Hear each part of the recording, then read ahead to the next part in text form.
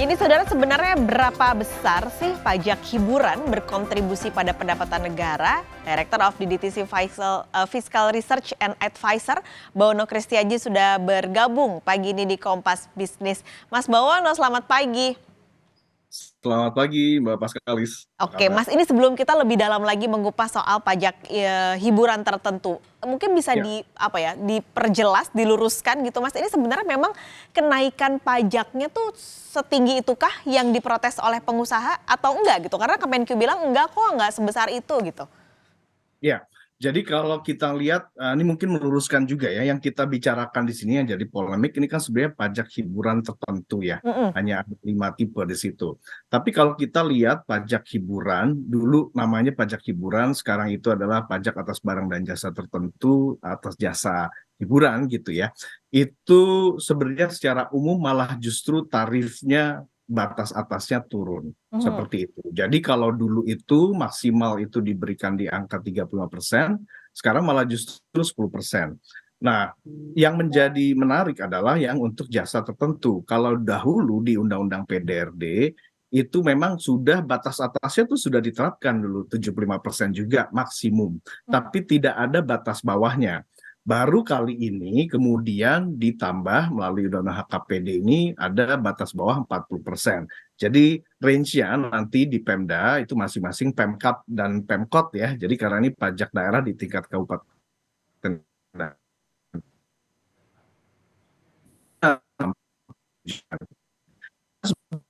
dan ini yang mendapatkan tarif baru yang dianggap berpola sebenarnya lebih sedikit. Kalau dulu tadinya ada pagelaran busana, terus Iya. kemudian ada panti pijat itu juga masuk dalam ruang lingkup yang sampai 75%, sekarang itu mereka maksimal hanya sampai 10%. Jadi lebih sebenarnya malah justru lebih merelaksasi kalau kita baca secara umum ya. Jadi ada Hmm. keberpihakan juga pada dunia hiburan sebenarnya secara umum seperti itu. Hanya untuk yang hiburan tertentu saja ini yang akhirnya Ya, memprotes. Padahal sebenarnya kan ada kita gambarkan seperti cukai rokok gitu ya Mas ya, yang ya. dibuat tinggi untuk salah satunya adalah membatasi gitu. Apakah sebenarnya tujuan pemerintah juga itu Mas untuk pajak Ya, hiburan tertentu ini?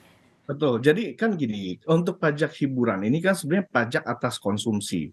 Jadi ketika kita bicara tentang pajak yang berorientasi pada seberapa orang untuk mengkonsum, ini berarti ketika sebenarnya objektifnya bisa saja tidak hanya penerimaan, tapi juga mengubah behavior.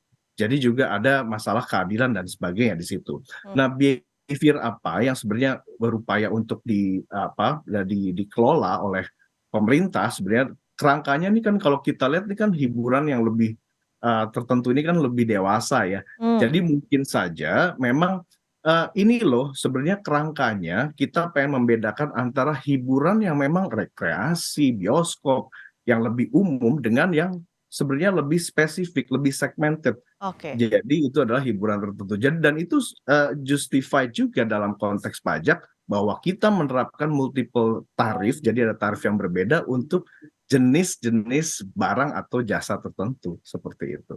Nah, yang menarik sebenarnya kalau tadi Mas Bawono menilainya adalah ini kan pajak untuk yang dikonsumsi oleh orang-orang tertentu. Ada yang memprotes misalnya nih karaoke keluarga itu kan sebenarnya nggak masuk. Lalu juga ada spa yang sebenarnya untuk kebugaran. Itu gimana? Apakah itu saja yang perlu direvisi supaya yang lain tetap akan kena pajak yang sudah beratur sekarang? Jadi nah ini menarik ya, kalau kita membicarakan tentang jenis-jenis jasanya dalam Undang-Undang HKPD, memang dibutuhkan adanya penjelasan lebih lanjut Hmm. mengenai skupnya. Jadi kalau semisal, apakah karaoke yang sebenarnya memang disasar untuk mungkin ya perilakunya atau eksternalitasnya itu lebih dikelola, itu apakah karaoke secara umum atau karaoke yang memang dewasa? Nah ini yang tidak belum terlalu clear ya di dalam Undang-Undang HKPD. Celakanya begini, kalau undang-undang HKPD ini kan sebenarnya dibentuk di pemerintah pusat dengan DPR, tapi kemudian interpretasinya nanti atau implementasinya juga nanti diberikan kepada pemerintah daerah. Iya. Jadi yang ditakutkan adalah adanya deviasi pemahaman ini yang sampai ke daerah akhirnya mereka mungkin secara umum saja udah deh semua karaoke, udah deh semua spa, walaupun misalkan spa juga ada yang berkaitan dengan hal-hal yang bersifat kesehatan dan Hmm. sebagainya, seperti itu. Oke, artinya kalau keputusan insentif, oh bukan keputusan ya, memang sudah ada dalam undang-undang itu, Betul. akan apa, jadi bias juga Mas nanti di setiap Pemda? Jadi kalau begini, kalau Mmm, rancang bangunnya, Undang-Undang HKPD ini kan sebenarnya wujud dari desentralisasi fiskal di Indonesia. Desentralisasi fiskal di Indonesia ini kan berarti pemerintah pusat memberikan koridor, memberikan batasan, kerangkanya seperti apa dan objektifnya apa.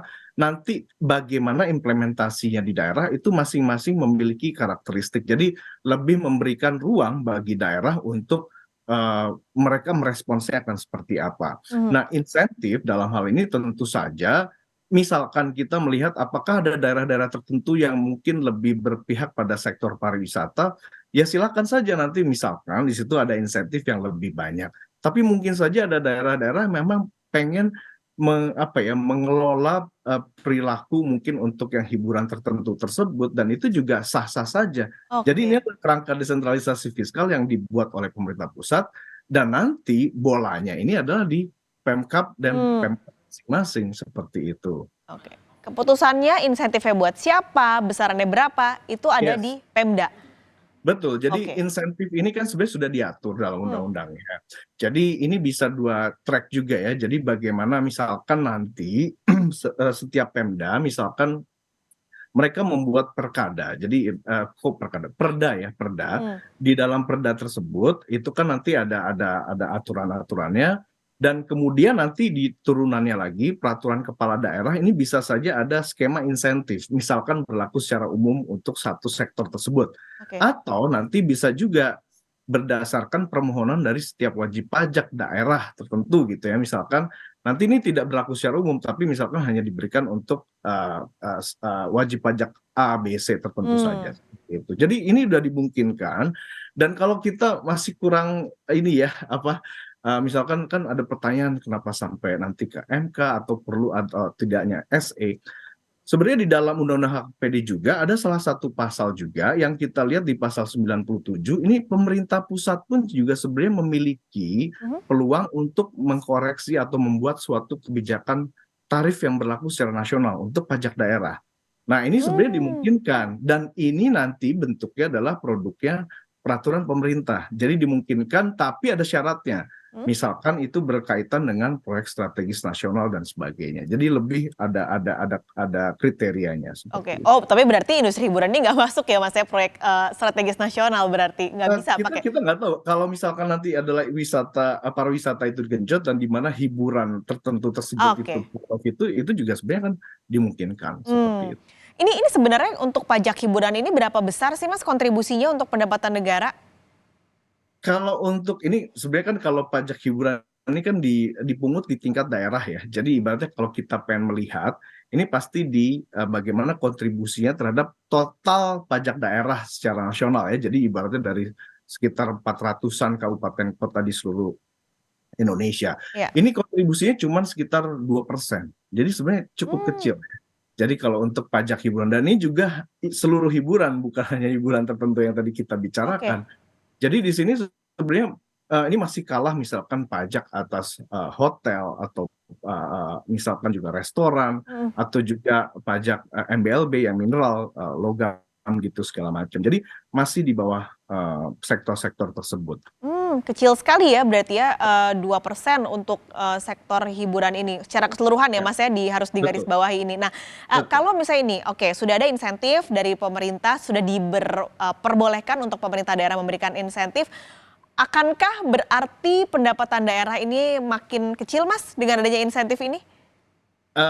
Kita perlu melihatnya begini ya, jadi kalau banyak penelitian terkait konteks, pajak daerah dan performance-nya di Indonesia gitu ya, performance pajak daerah di Indonesia, kita melihat bahwa justru pajak daerah itu adalah jenis pajak-pajak yang relatif, buoyan atau elastis terhadap pertumbuhan ekonomi. Jadi Mmm, ketika pertumbuhan ekonominya tinggi, pertumbuhan sektor tersebut tinggi, biasanya pajaknya akan mengikuti. Cara berpikirnya berarti kalau kita lihat Justru ketika sektor tertentu atau ada genjotan ekonomi, aktivitas ekonomi tertentu, ini malah justru sebenarnya pro terhadap kebijakan pajak itu sendiri. Jadi ibaratnya malah justru diberikan ruang untuk lebih berkembang dan itu nanti secara natural akan mengikuti pajaknya bertumbuhnya seperti itu. Jadi kita perlu melihatnya insentif ini sebenarnya juga bisa sebenarnya akan ada multiplier berikutnya dan ketika mereka berkembang juga pajaknya akan semakin tinggi.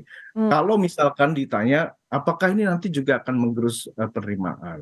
Sebenarnya begini juga, kalau kita lihat di pusat ini ada, kalau di pajak pusat ya, sudah ada yang namanya tax expenditure framework atau ada reportnya juga. Apa itu? Jadi setiap subsidi melalui sistem pajak, yaitu insentif-insentif, itu harus dikelola. Dikelolanya dengan cara apa?